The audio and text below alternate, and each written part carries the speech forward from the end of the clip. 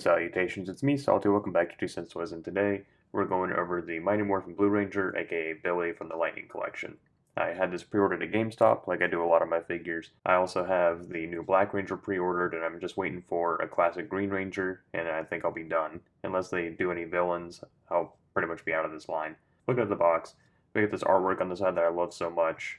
Figure, weapons, David Yost head, which I have some things to say about that, but we'll go over that in a minute. Top of the box is blank, plastic J-hook. Side of the box is continuation from the front. I really like this. Other side of the box is the same artwork. Legalese on the bottom. On the back of the box, we get a picture of the figure with this little effect, which I'm assuming is hiding behind the artwork on the front, and legalese at the bottom. All that out of the way, I'm going to get him open. We'll go over everything in more detail, and we'll stand him up with the rest of the Rangers that I got. In terms of extra hands, we get a fist for each hand.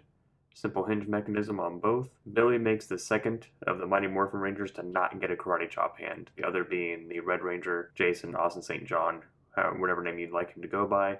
So that makes 2 Rangers that don't have the karate chop hand as an accessory. We got the standard blaster that morphs into a dagger in the show.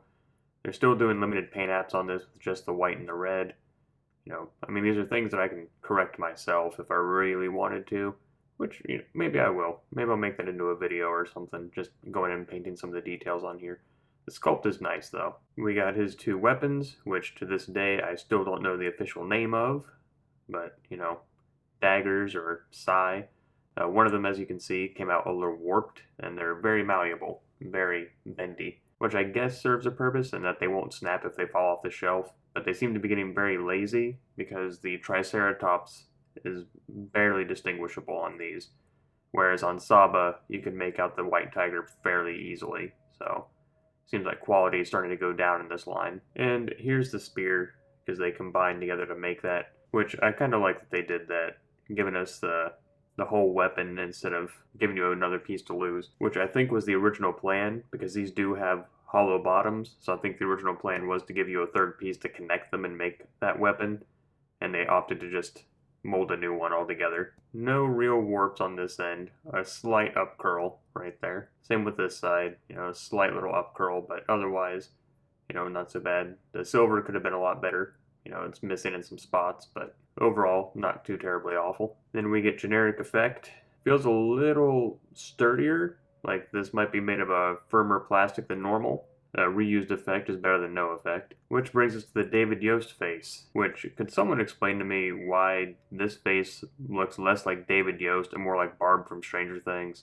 Like, I mean, at least they gave him clear glasses, which is more than what we could say for the Peter Parker that they gave us. You know, I guess from afar it won't look so bad, but that's not to say that the sculpt isn't good, because it is. You know, the hair's nice, they got the sideburns on there. Clear glasses are always a plus. But it kind of looks like Barb from Stranger Things and, I don't know, Bill Gates all mashed together. Which leaves us with the Blue Ranger, and I'm going to point out some things right off the jump. I know that this is cast in white, the butterfly joint is, and this is cast in blue and painted white.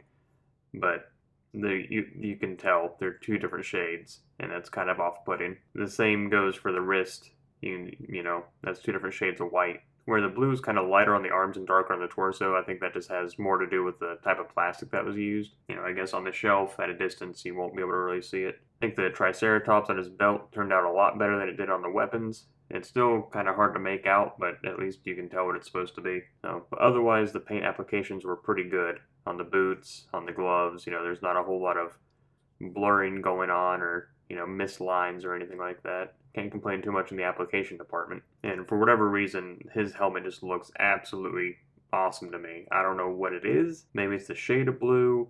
Maybe it's the gold and the silver with the blue and the black. I don't know, but for whatever reason, this helmet looks really sleek. Really sleek. I mean, I have a bit of a line. You know, I don't know if that's factory mold or part of the sculpt or what, but that looks sleek. Which really only leaves us with articulation. With the helmet, he looks up that far, looks down that far. Of course, he gets side to side, a very, very teeny amount of tilt, almost none at all. With the David Yost head, he can look up that far, bury the chin, still gets side to side. He gets a little bit more tilt than he does with the helmet.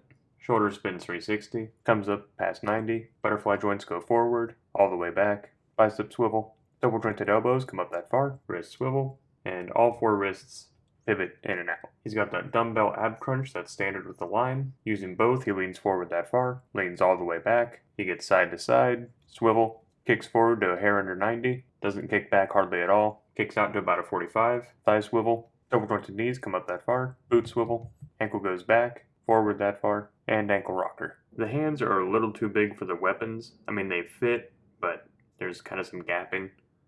So the best bet is to kind of force them into the front of the fingers there like I've done.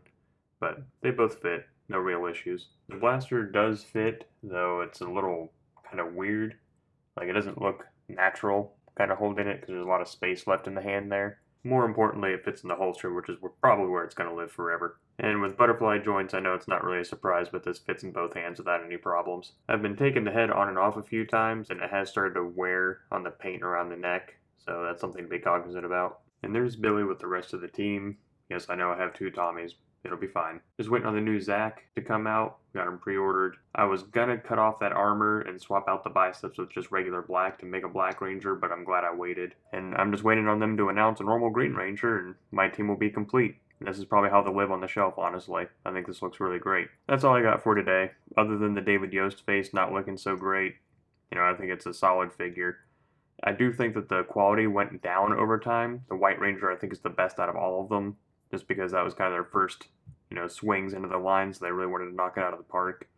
And just quality kind of went down as they came out. So that'll probably be it. Once I get the 2 normal versions of them, I won't be getting any more of the Power Rangers. I'll focus on villains if they come out, because they've only done a handful so far. I'd love to see all the kind of 1-episode bad guys, like the guy that was made out of eyeballs, the guy that was made out of a Venus flytrap and stuff. I always thought that was kind of the cool part about Power Rangers with all the kaiju. Let me know down below who your favorite Ranger is. I've only ever watched Mighty Morphin.